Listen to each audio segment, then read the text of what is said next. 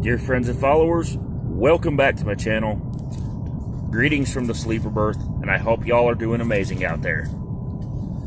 So, today, I want to talk with y'all about high risk.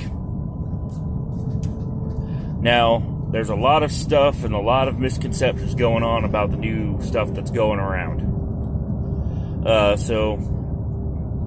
And many truckers fall into one of the high risk categories.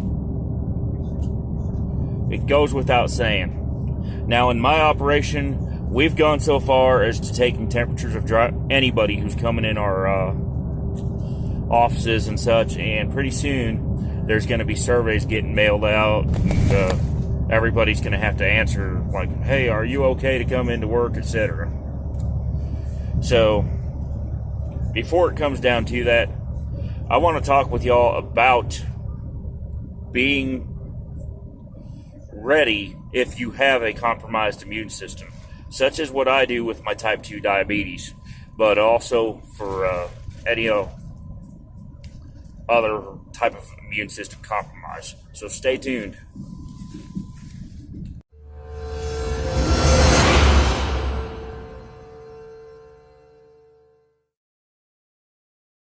So,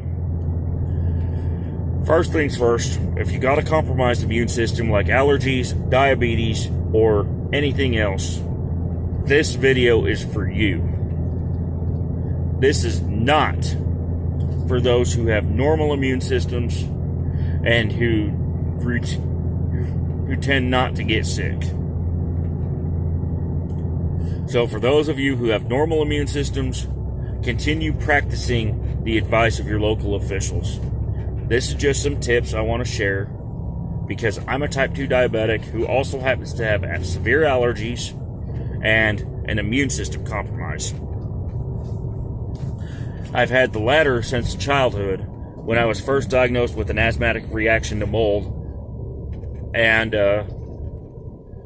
life has been hell ever since. So, between my condition, the allergies, the diabetes, and the autism, I've got 3 chances of failure compared with most people's 0. Now, the way we're working around that is by getting control of all 3 conditions. So I want to share with you some tips about living on the road here that may or may not apply to you. The first things first, if you're diabetic, you need to control your blood sugar. You need to get a meter like this.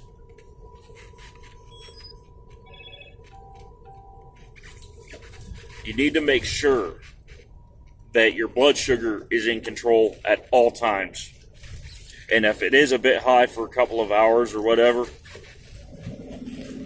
that you need to take action during that time. Number 2, bring groceries. Dead serious. I mean, I've mentioned about the Hot Logic before. I've mentioned that I have a cooler before. And now more than ever, bringing groceries will ultimately be the end-all be-all. Because the restaurants, well, half of them are closed. And the other half that do takeout serve a lot more of the high-fat, high-carb, high-cholesterol stuff that you do not want. You want high-fat, low-carb, specifically if you're diabetic. If you're not diabetic, then you'll want to follow your guidelines for whatever your specific situation is. Now, always follow your guidelines from your doctor, and they may have different suggestions for your individual situation. This is just general. Now, third, I want you to think about your actions. And in particular, the action of social distancing and how you enforce it around yourself. So, I mean, are you making unnecessary trips to the store and to the bank, etc.? Are you making unnecessary contact with other people? If so, you really need to consider your surroundings, because any one of those surroundings can become dangerous in a hurry with this stuff. Now, in my operation, because of the close contact between people, the place I pick up is now taking the temperature of everybody who walks in. That's required now. Also required. Now, I've done these as homemade, but any sort of mask or other protection. I've got to wear one anyway, and therefore I keep a handful of them in my truck at all times. And bandanas are cheap.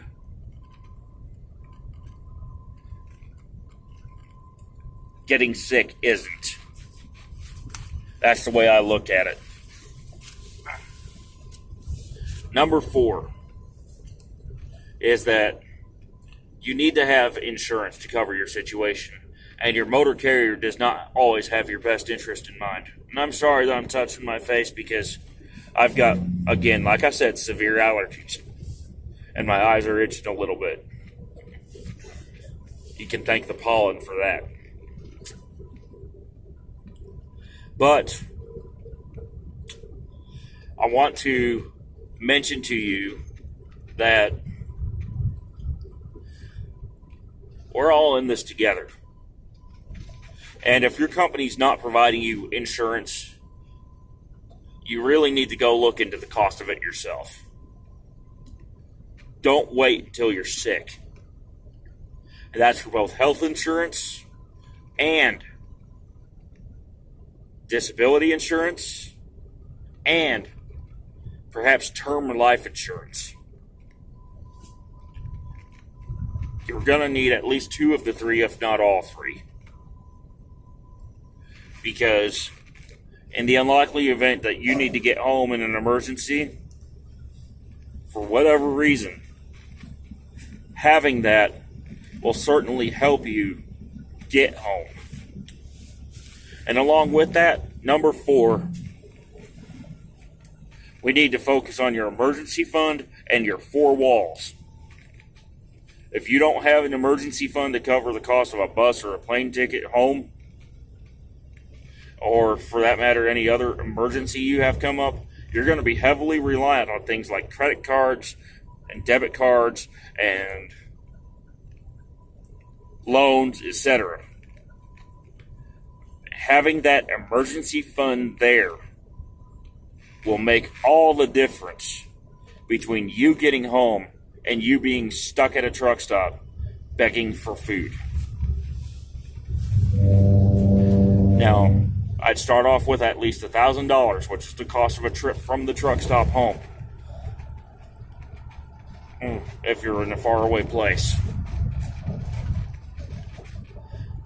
Now, you can do this gradually. You can save this over time. But you need to build up that $1,000, and it needs to be in a liquid fund, like a savings or checking account, not in the stock market. And then anything additional on top of that, you need to have invested. And finally, now's the time to focus on your 4 walls. Your food, your transportation, your shelter, and your utilities. Because in the end, it's going to be a challenge, and you don't want to be spending any more than you have to in order to get through this.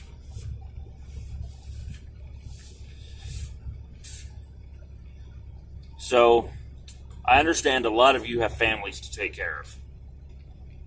And for that, I want you to be extra ready. As I found out that my own sister has been personally affected by this, as well as her normal other illnesses that she gets every year. I've been talking on Facebook Messenger with her, and she's been struggling. And then my mother, who lives up in a high-rise, has also been struggling as well. High-rise tenants are particularly vulnerable because they're literally breathing on top of each other and sharing the same air circulation system. And that can be a recipe for being sick as well. So, take care of your family, but before you do, take care of yourself first. Video visits are strongly encouraged if you don't have to actually go out. And if you do have a compromised immune system, talk with your doctor. Your doctor is the best source of information regarding the latest status on everything that's going on in terms of the medical stuff.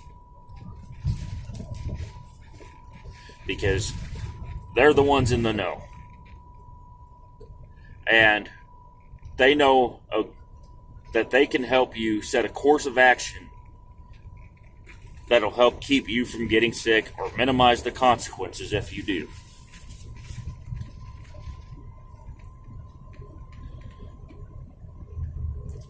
I'm Zach Bell. This is Truckin' It.